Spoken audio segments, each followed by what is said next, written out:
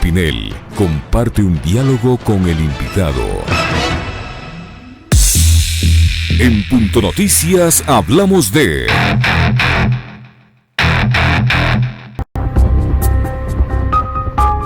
A casi un año de los comicios presidenciales de 2021, los candidatos para la presidencia de la República ya empiezan a manifestarse. El primero en mostrar su interés fue Guillermo Lasso de Creo, quien corre por tercera ocasión por la presidencia del país, tras fracasar en su primer intento en 2014 y pasar a la segunda vuelta en 2017, en la que perdió ante Lenín Moreno. De igual manera, Lucio Gutiérrez, de Sociedad Patriótica, ya inició sus recorridos por diferentes provincias. A ellos se han sumado otros políticos y activistas como Leonidas Issa y Jaime Vargas, dirigentes indígenas. Jaime Nebot también es la potencial carta que tiene el Partido Social Cristiano para ocupar Galón de Led. De estos y otros perfiles para las elecciones de 2021, hablaremos con el analista y periodista Carlos Rabascal.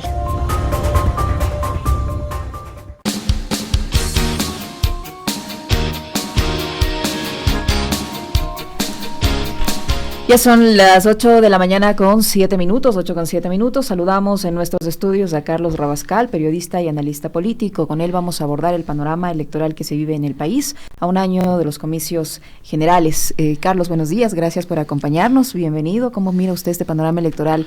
Hay encuestas que ya señalan a algunos líderes políticos que se perfilan como futuros candidatos y posibles ganadores, entre ellos el exalcalde de Guayaquil, Jaime Nebot, que está encabezando las encuestas del tema electoral. ¿Cómo mira usted el panorama político al momento?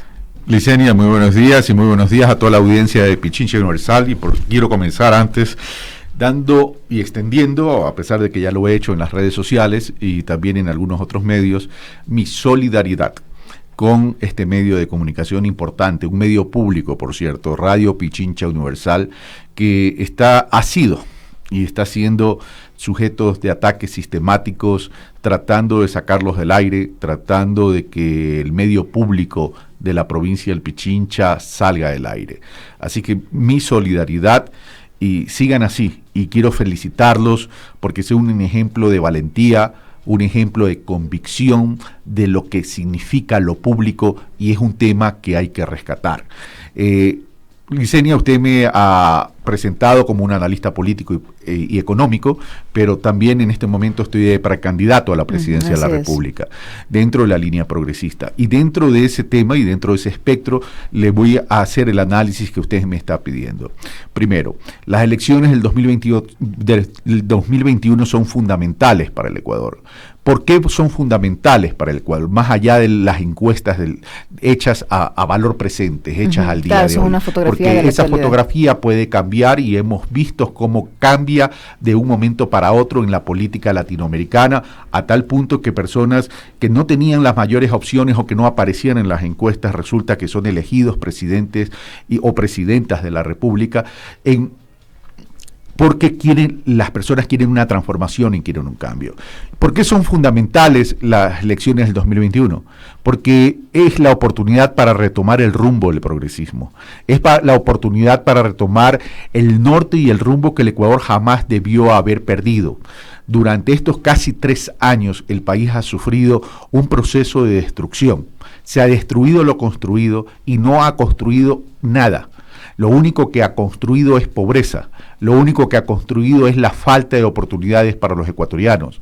Si uno revisa los indicadores de la economía con incidencia social, la pobreza se ha incrementado, crece a un ritmo del 7%, el sector rural olvidado, la pobreza extrema en un 44%, 6 de cada 10 ecuatorianas y ecuatorianas no tienen trabajo. Las familias ecuatorianas tienen problemas de refrigeradora. ¿Qué significa aunque tengan un problema de refrigeradora? Significa que no tienen ingresos para poder llenar la refrigeradora de alimentos que tienen que darle a su familia, porque al no tener trabajo, ingreso, no tienen futuro, no tienen prosperidad. Hay una angustia y una desesperanza. Por eso es que decidí, luego de pensarlo bien, entrar en la arena política y presentarme como precandidato a la presidencia de la República dentro de una línea progresista, pero no porque se me ocurrió a mí. ¿Por qué se compra? Como le decía antes de empezar la entrevista, usted está tranquilito allí, dedicándose a su profesión. ¿Por qué se compra un problema y meterse en el ámbito de esta tormenta política que sin duda se va a volver las elecciones del 2021? Mire, Licenia, tengo 59 años de edad, soy ingeniero comercial, durante toda mi vida ejercí mi profesión y mi actividad profesional, empresarial. Luego, durante 15 años, practiqué el periodismo, hoy retirado por completo. Tomo la decisión, luego de casi 3 años de haberme retirado del periodismo, tengo mi empresa, he trabajado por el país, el país me ha dado oportunidades. Yo creo que es momento de devolverle al país lo que uno también ha recibido del país, de las oportunidades. No nos podemos quedar inmovilizados, porque imagínense si todos quisiéramos mantenernos en la tranquilidad y simplemente nos convertimos en testigos o en una audiencia que vea al país deteriorarse. Yo no sirvo para eso. Yo quiero poner al país de pie. Yo invito a las ciudadanas y a los ciudadanos que tomemos conciencia que llegó el momento que el país se ponga de pie. Estuve en Manabí el fin de semana pasado y estuve en Flavio Alfaro, uno de los cantones que he recorrido. Y teníamos ahí, mi querida Licenia, varias personas, pero conversando con 2 personas en ese momento que tomaron la palabra, uno de 57 años, un ciudadano de Flavio Alfaro de 57 años, y me dijo: Carlos, toda mi vida, desde que tengo conciencia aquí en Flavio Alfaro y en toda la provincia de Manabí, no hemos tenido riego. No hemos tenido riego para nuestras tierras productivas y cosechamos una sola vez al año maíz. El otro joven de 37 años me dijo: yo no quiero llegar a esa edad, tengo 37 y no quiero llegar a los 57 años a seguir viviendo lo que mi compañero ha vivido. Por eso quiero entrar en la arena política, porque al país hay que recuperarlo, y hay que recuperarlo en los temas estructurales, porque solo nos juntamos en la coyuntura, pero no vemos los temas estructurales del país para poder trabajar y para poder llevar adelante. Tenemos que generar trabajo. Yo no quiero seguir con una economía de balance, en una economía aritmética que tan solo se fije en el déficit fiscal como que si fuera la panacea. Todos los países del continente americano tienen déficit fiscal. Han descuidado la economía interna y eso ha incidido en el deterioro de la vida de los ecuatorianos. Y sin duda el tema económico va a ser uno de los principales para la campaña política del 2021, pero no solo es el único, también el tema de la inseguridad. Vivimos niveles de inseguridad absolutamente asombrosos. Mire usted lo que pasó hace unos días cuando se difundió un video en el que entran unos delincuentes a un hospital a rematar a un preso que estaba ahí recuperándose de otro ataque. Estamos viendo a diarios ataques, secuestros, muertes. La inseguridad, la economía, el desempleo van a ser sin duda temas fundamentales de la campaña. ¿Cómo usted los va a enfrentar? El tema de la economía, para ir por partes, a través de la construcción y el fortalecimiento de una economía interna no petrolera. Eso es fundamental. Eso es fundamental.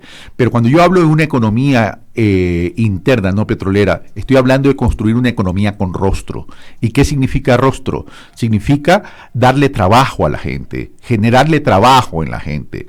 Claro, la pregunta es cómo hacerlo. Sí. Primero desde los territorios, potencializando la economía popular y solidaria, recuperando y fortaleciendo el cooperativismo y ahí trabajando conceptos de la sociedad potentes, porque la economía popular y solidaria, la micro, la pequeña, generan gran parte del trabajo en el Ecuador y eso está olvidado. Ya se creó un marco institucional, hoy hay que en la práctica comenzarla a activar, pero también, Yesenia, activando la inversión pública, porque si no tengo inversión privada que me dinamice la economía, la inversión pública es la que tiene que sustituir. No puede ser que la inversión pública esté en el orden de los 33, 34 millones de dólares. Tenemos que activar esa economía a través de los distintos sectores. El agro es uno de ellos, el sector rural, el sector de la construcción, que tiene un efecto multiplicador potente en la economía. Y si tenemos que echarle mano a las fuentes de financiamientos internas que tiene el país, hay que hacerlo. Porque estamos en una economía dolarizada y tenemos que entender que esa economía dolarizada la tenemos que sostener y mantener, pero ya no solo por endeudamiento, más bien tenemos que ir bajando el nivel de endeudamiento para activar la economía interna. Y el Banco Central tiene que jugar un papel importante, igual el Instituto Ecuatoriano de Seguridad Social, que es un catalizador del ahorro ahorro de todos los ecuatorianos, como también hay que fortalecer el IES, por cierto, pero por ahí tenemos que irnos. Mire esta recomendación que hace el Grupo del Banco Mundial de eliminar el BIES, por ejemplo. Bueno, habría que preguntarles si ellos algún día han recorrido el territorio ecuatoriano y si están considerando que el BIES permitió y facilitó el acceso a la vivienda a muchos y miles de ecuatorianos. Recordemos que el déficit habitacional en el gobierno anterior fue disminuyendo sistemáticamente.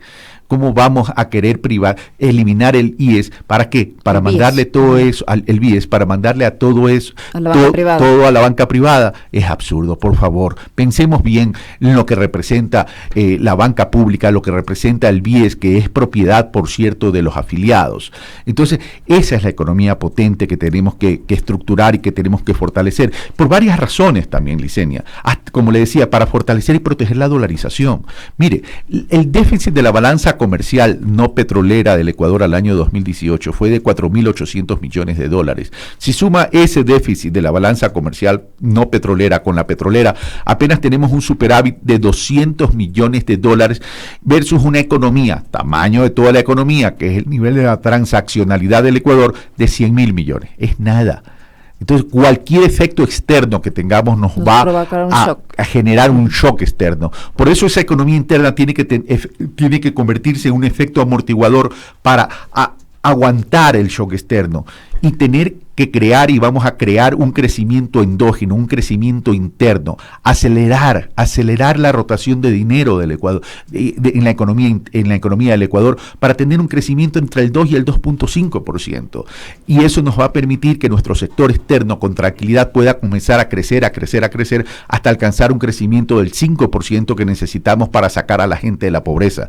Y ese crecimiento económico tiene que ser sistemático y sostenible. Si nosotros no construimos un país con crecimiento económico, con equidad territorial e inclusión social, no vamos para ningún lado. En materia de seguridad, ¿qué piensas? O sea, tomamos en cuenta, por ejemplo, que el presidente Moreno y su comitiva que se encuentra en Estados Unidos han anunciado varios acuerdos con el gobierno norteamericano, entre ellos uno que tiene que ver con la seguridad. Han anunciado que 500 policías ecuatorianos se formarán el próximo año en Estados Unidos para mejorar sus habilidades de lucha contra el crimen, y también se crearán cooperaciones especiales en temas de ciberseguridad. Además, se anuncia también la creación de una especie de instituto de investigación criminal y reforzar el tema de la cooperación en cuanto a equipamiento y entrenamiento. Vamos por partes. El tema de seguridad es un tema integral que no solamente se tiene que fundamentar en las acciones estratégicas o tácticas desde la fuerza pública. Las acciones de seguridad se deben encarar primero desde la generación de oportunidades de la gente para que tenga trabajo, en todos lados, en todos los territorios del Ecuador. Porque si la gente no tiene trabajo, ¿qué pasa? No tiene ingresos. Y si no tiene ingresos, ¿qué hace? No puede comer, pues. No puede comer. No puede atender a su gente, no puede atender a su familia. Entonces, hay que trabajar en el desarrollo de oportunidades y hay que trabajar también en la prevención de la seguridad y en la lucha contra la delincuencia. Pero no es cuestión de darnos estas noticias, que nos hablen de indicadores. ¿Cuál es el indicador de la delincuencia en el Ecuador? ¿Cuál es el indicador de los homicidios en el Ecuador? ¿Cómo se ha venido incrementando? Porque una política pública y cualquier acción que no parte de esa data, que no parte de esa información, simplemente son noticias. Son noticias al azar, o mejor dicho, son acciones que están orientadas a querer generar noticias como para decir estoy haciendo algo.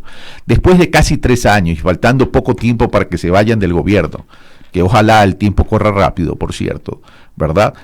Nos dicen que hay que capacitarse en ciberseguridad, que hay que mandar 500 policías para capacitarse. ¿Por qué no lo hicieron antes? O recién se están dando cuenta de los problemas. Y cuidado, estas declaraciones que se están haciendo desde la ciudad de Guayaquil, que hay que tirar a matar, cuidado. Cuidado, la campaña política se nos transforma en un tema de tanta violencia con el único fin de incrementar la xenofobia. Cuidado. Al país hay que darle paz, hay que recobrar la sensatez, hay que recobrar la cordura, porque casualmente esa violencia que ha sido una agenda política para bloquear a Rafael Correa, para una eventual candidatura, es lo que nos tiene mal, porque han descuidado la economía con rostro, han descuidado al ciudadano y a la ciudadana. Le pongo un ejemplo. Estuve en Convento, una parroquia rural de Chone, una escuela del siglo XXI completamente terminada, con una infraestructura envidiable. ¿Y sabe cómo está? Abandonada, porque está con candado, el monte creciendo y casi ocultándola. ¿Usted cree que es que se puede aceptar que los niños y las niñas sean víctimas de esta violencia política? ¿Por qué no hay niños y niñas en esa escuela? ¿Por qué no hay profesores? Tan solo por el odio político, cuando se requiere trabajar en educación. Entonces, eso es lo que tenemos que cambiar, Licenia. ¿Quién le va a auspiciar, Carlos, tomando en cuenta que sectores de la izquierda, por ejemplo, han anunciado que se van a ir con su propio candidato? Ayer algún sector del sindicalismo decía que ellos van a conversar con Pachacuti y otros sectores de la tendencia para definir su propio candidato, pero que no van a cobijar bajo sus alas a nadie que represente el gobierno anterior, tachado o salpicado con casos de corrupción, de acuerdo a los voceros de los sindicatos. ¿A quién lo va a auspiciar a usted? ¿A su candidatura progresista? Cuidado, la Revolución Ciudadana. Cuidado, esas organizaciones que usted menciona de la izquierda le están haciendo el juego a la derecha ecuatoriana. Cuidado. Que aprendan también y aprendamos lo que acaba de pasar en Argentina, ¿no? Es decir, hay muchos cuestionamientos que nos podamos hacer entre todos, pero es cuestión de sentarse a la mesa y establecer acuerdos programáticos básicos, mínimos, pero no por ser mínimos no son importantes, son trascendentales. Si hay temas en que hay que discutir, se los discute, se genera una autocrítica, pero estamos hablando de que no podemos seguir siendo una sociedad tipo retrovisor mirando al pasado, y cuidado, esas organizaciones políticas se quedan con una eterna tortícolis mirando para atrás, en vez de ver el presente y proyectarse al futuro. Porque si ellos quieren fragmentar el progresismo, si ellos quieren fragmentar el progresismo, entonces a lo mejor yo debería entender también que prefieren que la continuidad de las políticas neoliberales que está aplicando este gobierno y que la seguiría aplicando la derecha ecuatoriana representada por el Partido Social Cristiano y el Movimiento Creo. Cuidado. Además, otra cosa, esto es cuestión de plantear. Yo he dicho, plantear la unificación del progresismo, pero yo tampoco he puesto como condición o Carlos Rabascal. Yo he dicho, si hay un mejor candidato, bienvenido sea. Vámonos a primaria, debatamos entonces, y que sea la ciudadanía dentro de esa línea la que escoja. Pero no es cuestión simplemente de decir, yo no quiero unir con este o aquel, o con este movimiento. Si los movimientos son organizaciones, no son personas. Las personas son las que vamos a llevar a cabo el rescate del Ecuador. ¿Qué nivel de representación tiene usted? La gente va a decir, ¿cómo así se le ocurrió al señor Rabascal lanzarse de precandidato a la presidencia de la República? ¿Quién le cobija? ¿Quién le acompaña? Con el derecho legítimo que tenemos todos los ciudadanos y además a partir de las conversaciones de organizaciones sociales. Por ejemplo, el colectivo Surgente en la provincia de La Suay me ha invitado y me ha brindado el apoyo, se suma a esta causa. El Frente Amplio de Manabí, que reúne a algunas organizaciones de carácter ciudadano y también pesqueros y también productores del sector rural, etcétera, etcétera. Y así vamos sumando. Y adicionalmente hay que hablar, y dentro de esos que hay que hablar está evidentemente la Revolución Ciudadana. La Revolución Ciudadana, ¿quién puede desconocer que es un actor importante dentro de la línea progresista y que mantiene un capital político además importante? Hay que conversar con ellos, hay que conversar con los pueblos y nacionalidades indígenas. ¿Ha conversado con el expresidente Correa? Hemos mantenido una primera conversación. ¿Y qué le ha dicho? Eso todavía está para seguir conversando y en su momento ¿Le ha dado el visto bueno? ¿Le ha dicho que no, yo no necesito visto bueno. Yo lo que necesito, el único visto bueno que yo necesito es de la ciudadanía. Con Rafael yo vengo hablando desde los 5 años de edad porque somos amigos. Y en ese sentido, mientras nos una un objetivo que es el país, seguiremos conversando. Pero política se habla con base en acuerdos. Si no logran llegar a un acuerdo con la Revolución Ciudadana, por ejemplo, ¿usted va a mantener su precandidatura por su lado como independiente o con otra organización, o se busca convertirse en ese outsider que se espera, tomando en cuenta que ya hay votos duros en determinadas precandidaturas también? Yo no quiero convertirme en ningún outsider, ni mucho menos. Yo quiero convertirme en un ciudadano que quiere contagiar al país de pasión y alegría, a pesar de la crisis que estamos viviendo, porque el país sí tiene salida. Y lo que yo he visto, que cada vez que vamos avanzando, caminando y cohesionándonos, la gente se sigue sumando y la gente se está despertando.